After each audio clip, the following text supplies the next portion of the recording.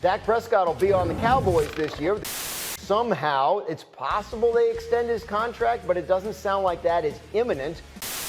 Cowboys can save about $18 million in cap space with a simple salary to signing bonus conversion that does not require Dak's approval. Because some of the things they're saying on social media about Dak Prescott doesn't happen in other places. I would think that's the minimum that happens this offseason, and they'll continue to talk about a potential extension, but I don't think it's going to be easy. Who are you going to go with? Trey Lance? Are you going to bring in Zach Wilson, try to resurrect him? And I just got one more thing to say. How about them Cowboys?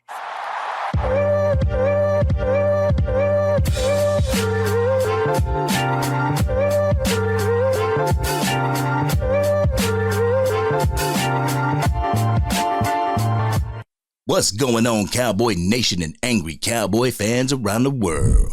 Y'all know who it is. This your boy, the Angry Cowboys Fan here on YouTube, and I'm back with another video on our boys, the silver and blue, the Dallas Cowboys. So if you're DC for life and representing that star no matter what, drop a like on the video and consider subscribing to the channel. It is greatly appreciated. On this morning's episode of Get Up, you had Mike Greenberg, Dan Orlovsky, Mike Tannenbaum, and Dan Graziano talking about the issues at the Star, the contract negotiation issues with Dak Prescott. So we're going to quickly get into what they had to say, and then we're going to come back and unpack my Raw and Uncut. You're going to want to stick around for that.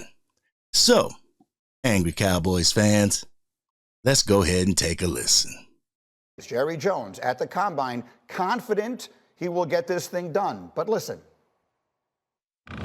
He had one of the best years, as you all know. But the thing that I would point out is that we think that a lot to do with the fact that Mike McCarthy is right there involved in the Dak's play more directly and more involved in the offense, and think that there's a lot more to come. So we'll see. We're going to be working on his contract as we get into the future. What we do there or don't do, I couldn't say at this time, but the main thing is that he's going to be our quarterback. I tell you, Jerry Jones needs to stop flapping at his little gums. He's talking about Mike McCarthy being more involved in Dak Prescott's success as of late. When I heard him say this, all I could think was Jerry saying that he could win a Super Bowl without Jimmy Johnson. I'm not putting Dak Prescott on the level of Jimmy Johnson. There's zero comparison there. But I am talking about the rash decisions, thinking that the team's success rides on something other than what it truly rides on. Thinking it's Mike McCarthy's head coaching when not even a month ago, Jerry was debating on whether or not to keep Mike McCarthy as the head coach. Hey, Jerry, that guy you're giving all the praise to, you have on a lame duck year. If you believe in Mike's coaching that much, why is he playing for his future this upcoming season?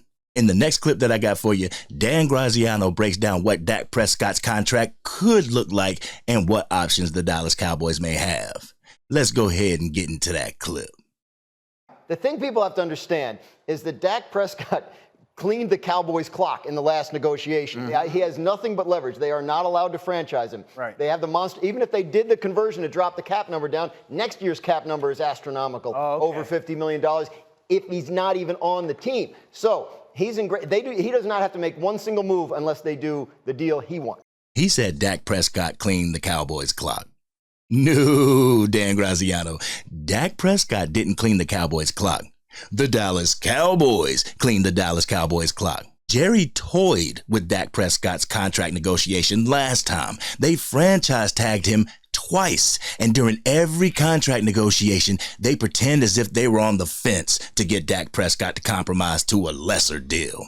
If they didn't franchise tag him twice, I don't believe he would have in place a no franchise tag clause in his contract. March of 2022, they reconstructed Dak Prescott and Zach Martin's contract. 2023, they reconstructed Dak's contract. At some point, the Dallas Cowboys would have to pay the piper for pushing the money into the future. The future's now, Cowboys Nation. Now let's get into this final clip that I got for y'all. Mike Tannenbaum is going to point out the obvious, which is going to spark a little bit of a debate amongst the crew. Let's go ahead and roll the clip so we can get back to my Raw and Uncut.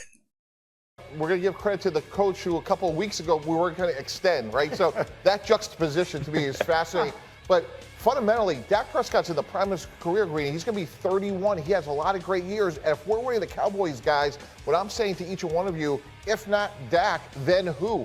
Get the deal done, pay the bill. It's Can't live like that. Really? Because the alternative is a lot worse. I could give you about two-thirds of the NFL that would give their left leg to have Dak Prescott as their quarterback. At $60 million? Not at 60. Okay. Yeah, wait a second. They're not going to get him. Here's my thing. If Dak Prescott doesn't play for the Cowboys next year, he'd be the first quarterback in the history of that organization to play for someone else. Tony Romo didn't. Troy Aikman didn't. Danny White didn't. Don Meredith didn't. Roger Staubach didn't. So are the Cowboys really going to let him walk? See, Mike Tannenbaum gets it. If not Dak, then who? Who are you going to bring in to lead this team to a Super Bowl within the next 3 years?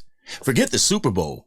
What quarterback are you going to bring in to lead the Dallas Cowboys to the playoffs? For some reason, some of our fans think that the playoffs are an automatic. When I ask this question to people who want to get rid of Dak, they say players like Trey Lance or Cooper Rush or Baker Mayfield or even the draft. How likely is it we draft a quarterback that can lead this team starting this season?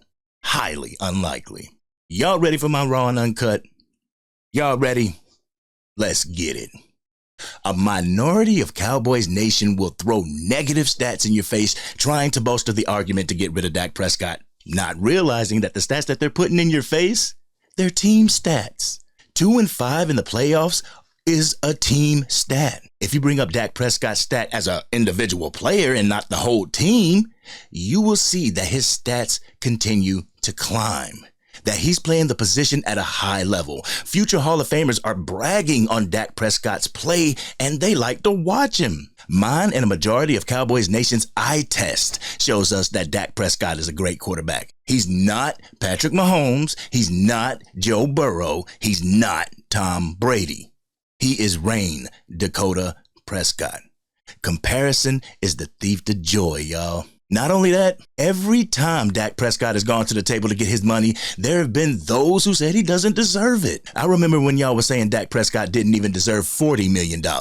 Now he doesn't deserve $60 million, even though the cap continues to rise at a historical rate? What does this man deserve, y'all? Short of a trade in some of y'all's eyes, what does he deserve? What monetary value does a second-team All-Pro, 3-time Pro Bowl selected, most touchdowns in a season, coming off the best statistical season of his career after the spike in the salary cap, what do they deserve? Oh, now he's worth $40 million, even though he wasn't a few years ago. Y'all need to stop. On top of that, why do the Joneses have people so fooled to think that if Dak did take a hometown discount, that they would actually spend the money on a splash acquisition or a top name like Derrick Henry or Patrick Queen? Dak was reconstructed last year to make room for the salary cap, and we wouldn't even budge at the trade deadline. Jerry and Steven were spending the money on getting roster depth and practice squad players. Don't act like y'all don't remember that, Cowboys Nation. We yelled for Derrick Henry last year. Nothing. Now Dak's supposed to ask for less so we can go get who? Dak is supposed to ask for less so players like CeeDee Lamb and Micah Parsons can come to the bank and break it, becoming the highest paid players in their position? Will Cowboys Nation ask them to take a hometown discount like they're asking Dak Prescott? Will they willingly give up some of their money? Hell no. Like CeeDee Lamb said, let's go get them millions. I've heard the comparison of Tom Brady sacrificing his entire season throughout his career. He was sacrificing his money, allegedly.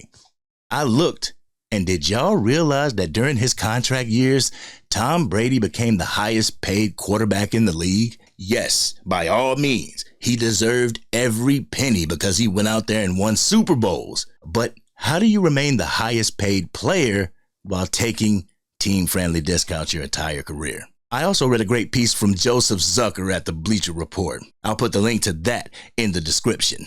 Honestly, the model that Dak Prescott and the Dallas Cowboys should follow is the Josh Allen or Patrick Mahomes model by taking a longer deal for the same amount of money. This way, the Dallas Cowboys have more time to finagle the cap, push money to the back, and give sign-on bonuses that make cap room. As a fan, we ask these men to go out on the field and put their physical well-being on the line all the time for our amusement, every single week during the NFL season. Yes, they ask for it when they choose their career path, but how can we sit up there and demand someone take less money for it? That's like people saying, you only make my food, you shouldn't get $17 an hour for it. Or, that steak was gross, fire the cook, not realizing it may be the type of steak the cook had to work with. Think about it. Why do we have people that want to help these owners out by jumping on the players need to take a discount bandwagon? It's not guaranteed they properly spend your money where it needs to be spent. Dak reconstructed his contract last year, and the Cowboys wouldn't even shell out $3 million for Zeke Elliott. Losing Zeke made us decline in the red zone and made our run game non-existent. If I was the Cowboys, instead of putting your franchise quarterback down, I would be asking him for help. I would approach Dak and tell him that we are in current cap hell and your cap hit is going to cripple us from going all in. I would even show him that we are about to lose Tyron Smith. I would guarantee him his extension would be done first thing during the 2025 offseason, and it'll be about $60 to $65 million range, but I would need him to sign a 4 or 5 year deal. I would also need him to move his number around a little bit during this year so we weren't looking at the $59 million cap hit. If we had to put it in writing and make it official, then so be it. At this point, the Dallas Cowboys need to realize that you can catch more flies with honey than you can with vinegar. Stop asking this man to take a hometown discount while dragging his name through the mud. No matter what they or the anti-Dak fan group tells you, there is no viable option at the quarterback position for the Cowboys right now. There are no quarterbacks in free agency that is better at the quarterback position than Dak Prescott right now. The top quarterbacks in the draft are already spoken for, and the Dallas Cowboys only have 5 draft picks available to them right now.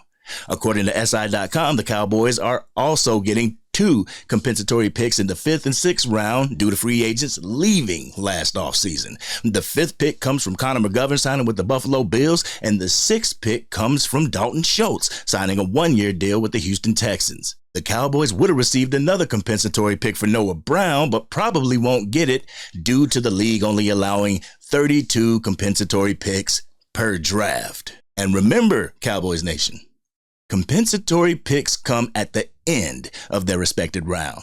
But as of right now, you can't replace Dak Prescott and feel comfortable going into next season. Jerry, Steven, get the deal done or work together with Dak. If history has shown us one thing, it's you get further by not procrastinating on his contract. Let's secure him and CeeDee Lamb so we don't have 3 major contracts to deal with during the 2025 season. This has been your boy, the Angry Cowboys Fan.